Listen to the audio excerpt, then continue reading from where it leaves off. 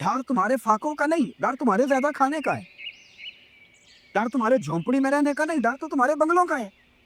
نبی رحمت علیہ الصلوۃ والسلام نے فرمایا کہ ڈر تو اس بات کا ہے کہ تم پر دنیا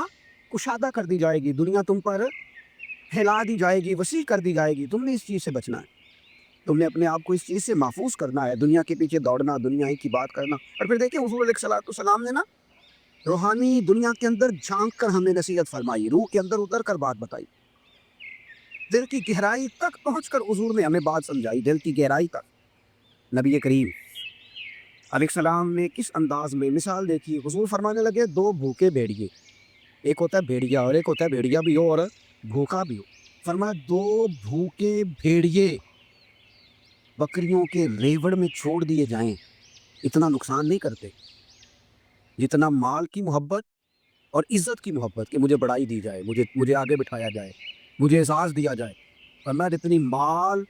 اور چاہا جانے کی محبت، شہرت کی محبت انسان کے دل میں تباہی کرتی ہے، اتنی تو دو بھوکے بھیڑیے بکریوں کے ریوڑ میں بھی تباہی نہیں کرتے۔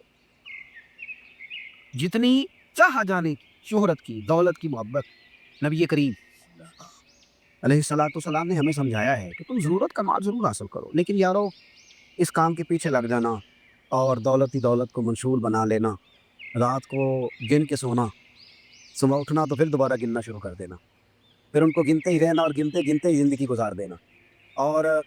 ہمیشہ سامنے والے کی دولت پر پوری توجہ رکھنا کہ وہ کہاں سے کماتا ہے، کہاں سے لاتا ہے۔ آج تو یہ دور آ گیا کہ لوگ اپنے پیسے بھی گنتے ہیں، اور جن جن سے تعلق ہوتا ہے ان سب کے پیسے گنتے ہیں، ان کے بھی شمار کرتے ہیں، ان کا بھی حساب کرتے ہیں، اور سامنے والے کے خراجات بھی دیکھتے ہیں اور کہاں سے اسے دیا جا رہا ہے اس پر بھی وہ توجہ۔ اعلیٰ حضرت فاضل بریلوی رحمۃ اللہ علیہ فرمایا کرتے تھے کہ جو لوگ کسی سے حسد کرتے ہیں نا کہ وہ آگے کیسے نکل گیا، دولت کیسے آ گئی، شہرت کیسے ہو گئی، پھر دوسروں کے مال پہ توجہ کرتے ہیں، فرماتے ہیں یہ بنیادی طور پر اللہ کی تقسیم پر اعتراض کرتے ہیں۔ فرماتے ہیں چونکہ ان کا اعتراض اللہ کی تقسیم پر ہوتا ہے، لہذا پھر سامنے والے کو تو ملتا رہتا ہے، اور ان کا چونکہ اعتراض ہوتا ہے تو لہذا یہ بیچارے ہمیشہ پیچھے کی طرف آتے ہیں۔ لیکن اگر یہ سامنے والے کو دیکھنے کی بجائے رب کی رحمت کو دیکھیں نا، اگر یہ اللہ کے کرم کو دیکھیں تو وَيَرْزُقْهُ مِنْ حَيْثُ لَا يَحْتَسِبُ، پھر اللہ وہاں سے عطا کرتا ہے کہ انسان کا کبھی گمان بھی نہیں گیا ہوگا۔ لیکن شرط یہ ہے کہ اللہ کی بارگاہ کی طرف انسان اپنی توجہ کو مبذول کرے۔ نبی کریم علیہ وآلہ وسلم نے ارشاد فرمایا، حضور علیہ السلام نے فرمایا ہر امت کا کوئی نہ کوئی فتنہ ہوتا ہے، کوئی نہ کوئی آزمائش ہر امت میں آئی، جس سے لوگ راہ حق سے بھٹک گئے، ان پر آزمائش آئی۔ ہر امت کا کوئی نہ کوئی فتنہ، ہر امت پر کوئی نہ کوئی آزمائش۔ تو محبوب کریم علیہ السلام فرمانے لگے میری امت کا فتنہ مال ہے، میری امت کی آزمائش مال ہے۔ ان کے اندر مال آیا ہے، فتنہ آیا۔ حضرت عمر فاروق رضی اللہ تعالیٰ عنہ کا زمانہ مبارکہ تھا تو مال بہت زیادہ آیا تھا۔ حضرت عمر کے زمانے میں اللہ نے دولت بہت زیادہ عطا کی، کیونکہ بہت سارے علاقے فتح ہونے لگے تو مال غنیمت ڈھیروں آنے لگا۔ حضرت عبد الرحمن بن عوف رضی اللہ تعالیٰ عنہ فرماتے ہیں کہ جب بحرین سے مال آیا تو اتنا مال آیا، اتنا مال آیا، حضرت ابو عبیدہ بن جراح رضی اللہ تعالیٰ عنہ لے کے آئے، اتنی دولت آئی، مسجد نبوی شریف صلی اللہ علیہ وسلم میں مال کا ڈھیر لگا تو جو اونچے قد والے تھے نا وہ بھی مال کے پیچھے چھپ گئے۔ اتنا بڑا ڈھیر تھا کہ جن کا قد اونچا تھا، دراز قد تھے، وہ مال کے پیچھے چھپے ہوئے۔ تو فرماتے ہیں کہ صبح صبح کچھ لوگ جلدی آ گئے نماز کے وقت میں، پتہ تھا کہ رات سے مال غنیمت آ گیا ہے، اور نماز ختم ہو گئی تو جا ہی نہیں رہے، ابھی بیٹھے ہیں۔ تو حضرت عمر رو پڑے، جناب فاروق اعظم روئے، اللہ اکبر، درد سا پیدا ہو۔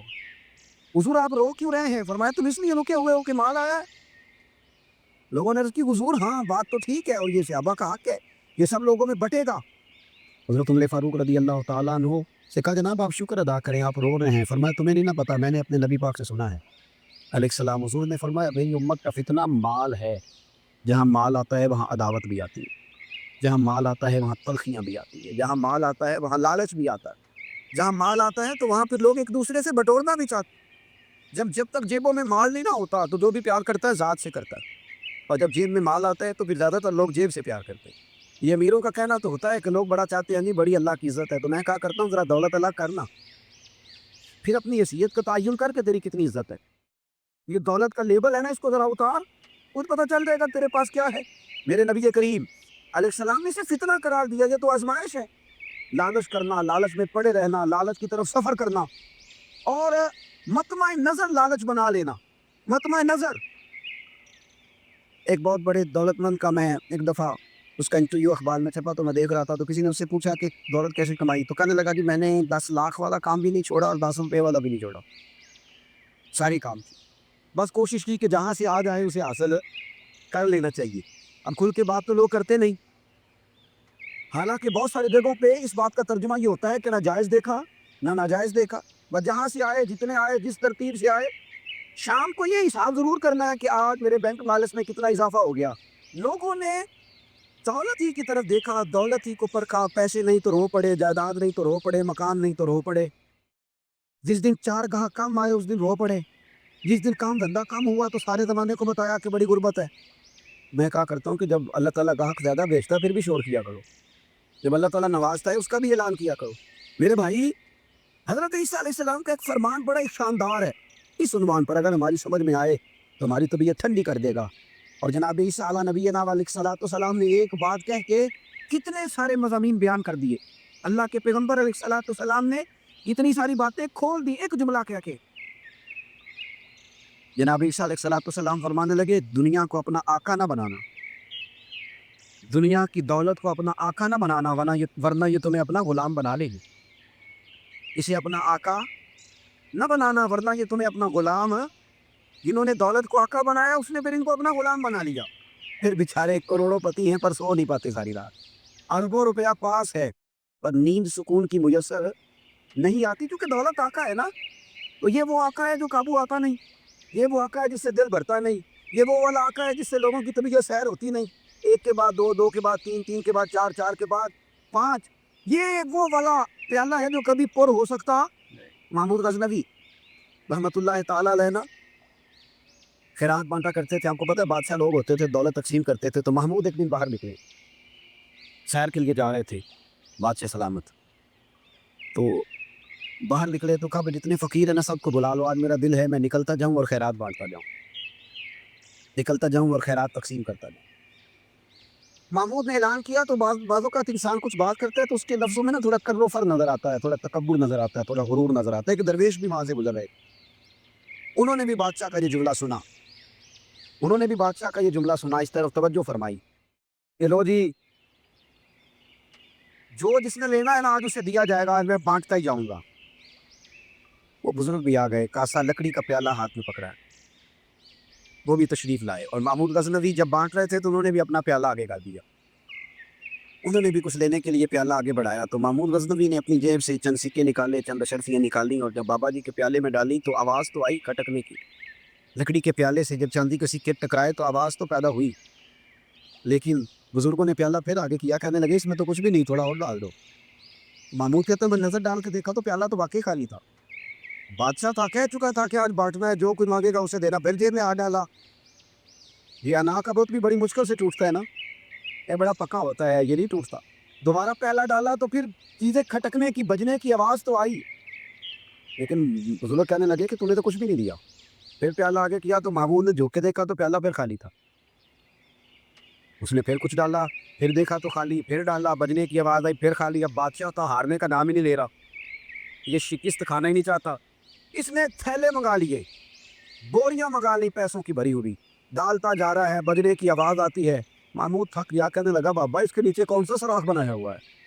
کیا ہے اس کے نیچے، جو سمجھ میں نہیں آ رہا کیا ہے۔ تو ان بزرگوں نے بڑی شاندار بات کی، کہنے لگے محمود یہ انسانی خواہشات کا پیالہ ہے، اور یہ خواہشات کبھی پر نہیں ہو سکتی، ایک پوری کرتے ہیں تو دوسری بن جاتی ہے، ایک پوری کرتے ہیں تو دوسری۔ حضرت مولا علی شیر خدا رضی اللہ تعالیٰ عنہ فرمایا کرتے تھے نفس کی خواہشیں ان بھیڑوں کی طرح ہیں جو کبھی قابو میں نہیں آتی، ادھر سے گھیر کے لاؤ تو ادھر والی نکل جاتی ہے، ادھر سے گھیر کے لاؤ تو ادھر والی نکل جاتی ہے، دونوں کو سمیٹو تو سامنے والی کا یہ خواہشات ہیں، یہ کبھی پوری یہ نہیں پوری ہوتی میاں۔ پھر انسان آگے سے آگے بڑھتا رہتا ہے، حرص کرتا ہے، لالچ کرتا ہے، طمع کرتا ہے، لینے کی خواہش پیدا کرتا ہے، لیکن یہ چیزیں کبھی اس کے حق میں مؤثر ثابت نہیں ہوتی۔ ہاں، میرے نبی کریم علیہ الصلوۃ والسلام سے پوچھا گیا تھا یا رسول اللہ ذلت کیا ہے، فرمایا لالچ کرنا۔ حضور عزت کیا ہے، فرمایا جو رب نے تجھے دیا اس پہ راضی ہو جا، اللہ عزت عطا فرما دے۔ قناعت میں عزت ہے، لالچ میں ذلت ہے۔ تو حرص کرنا، ہوس کرنا، مال کے پیچھے بھاگنا، لوگ تعلیم حاصل کرتے ہیں تو مال کمانے کے لیے، ہنر سیکھتے ہیں تو مال کمانے کے لیے، کسی استاد کے پاس جاتے ہیں تو مال کمانے کا طریقہ سیکھنے کے لیے، کسی سے جرانہ لگاتے ہیں تو کہتے ہیں ذرا دیکھو تو صحیح آگے کیسے گیا ہے۔ جب مطمع نظر ہی مال ہو، جب توجہ ہی ساری مال کی طرف ہو، جب دولت ہی ہر چیز کا لوگ محاصل سمجھ لیں اور مقصود اور مدعا ہی دولت کو بنا لے، تو پھر انسانوں میں کمزوریاں پیدا ہوتی ہیں، روحانی قوتیں ختم ہوتی ہیں، پھر انسانوں کے اندر شوق ذوق اور وہ ساری چیزیں کمزور پڑتی ہیں۔ میرے نبی کریم، پھر پڑھیے، خوش ہو کے پڑھیے، نبی کریم صلی اللہ تعالیٰ علیہ وآلہ وسلم نے نا ہمیں یہ سکھایا ہے، بتلایا ہے کہ قناعت کرو، تھوڑے پر راضی رہنا سیکھو۔ اور حضور علیہ الصلوۃ والسلام نے ارشاد فرمایا، مسند امام محمد بن حنبل میں حدیث موجود ہے، فرمایا اللہ تعالیٰ سے ایسی خواہشات سے پناہ مانگا کرو جو خواہشات تمہیں عیب میں ڈال دے۔ پھر فرمایا ایسی خواہش سے بھی اللہ کی پناہ مانگو جو خواہش پوری کرو تو وہ خواہش ایک اور خواہش میں ڈال دے۔ اللہ کی پناہ مانگو اس خواہش سے کہ جو پوری کی جائے تو پھر ایک اور خواہش میں تمہیں ڈال دے، اس سے اللہ تعالیٰ کی پناہ مانگو اللہ تبارک و تعالیٰ پناہ مانگو۔ بزرگوں نے لکھا ہے، حضرت محدث ابن جوزی علیہ رحمہ نے، کہ ایک شخص تھا، اسی گھر میں ایک ناگن رہتی تھی، ناگن، وہ ناگن سونے کا انڈا دیتی تھی۔ بزرگ جب حکایات بیان کرتے تو سمجھانے کے لیے بیان کرتے، سونے کا انڈا دیتی تھی۔ اس ناگن نے اس طرح کیا کہ ایک دن اس کے گھوڑے کو ڈس لیا، گھوڑا مر گیا۔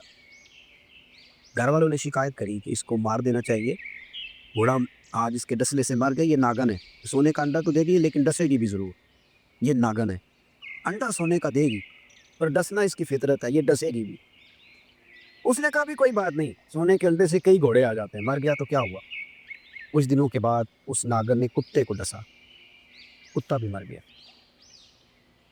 گھر والوں نے شور مچایا کہ یہ ناگن ہے تو اسے دودھ پلاتا ہے، یہ سونے کا انڈا تو دے گی پر ڈسے گی بھی، اس لیے کہ ڈسنا اس کی فطرت ہے، اس کی طبیعت ہے۔ اس نے کہا کوئی بات نہیں، سونے کے انڈے سے کئی کتے خریدے جا سکتے ہیں۔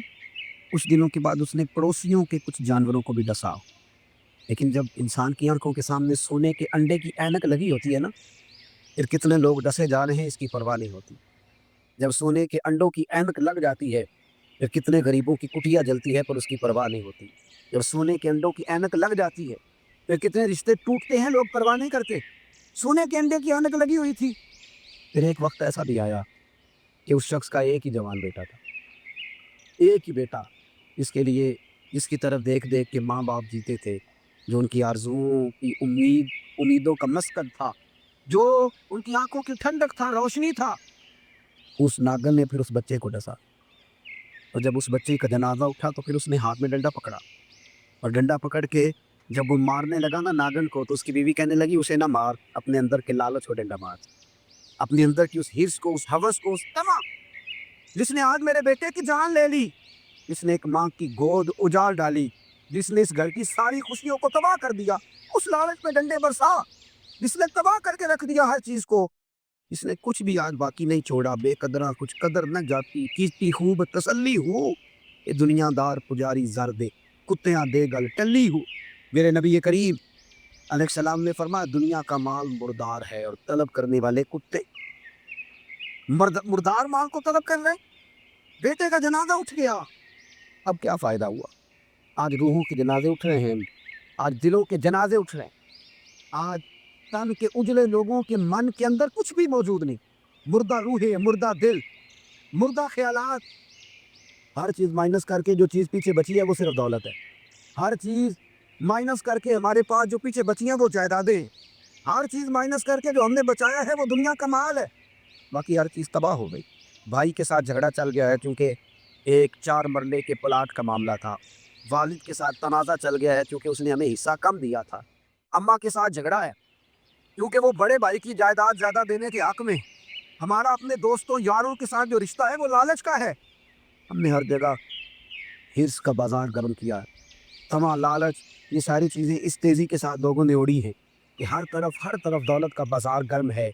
یہ جو سڑک پہ جا رہے ہیں کچھ پیسے لینے جا رہے ہیں، کچھ لے کر کے واپس آ رہے ہیں، کچھ مزدوری کرنے جا رہے ہیں، کچھ مزدوری ڈھونڈنے جا رہے ہیں، دولت ہی دولت کا ہر طرف انبار لگ گیا ہے۔ یوں محسوس ہوتا ہے کہ جیسے اب جو کسی سے سلام لیتا ہے تو وہ بھی پہلے سوچتا ہے کہ مجھے میسر کیا آئے گا۔ حضرت موسیٰ کلیم اللہ علی نبینا علیہ الصلوۃ والسلام، حضرت موسیٰ کلیم اللہ علیہ الصلوۃ والسلام کے زمانے میں ایک شخص تھا جو مستجاب الدعوات تھا، قوم جبارین کے پاس رہنے والا وہ شخص बलअम बिन बाउरा उसका नाम था, मुस्तजाब दावात था, अल्लाह ने उसे ये दर्जा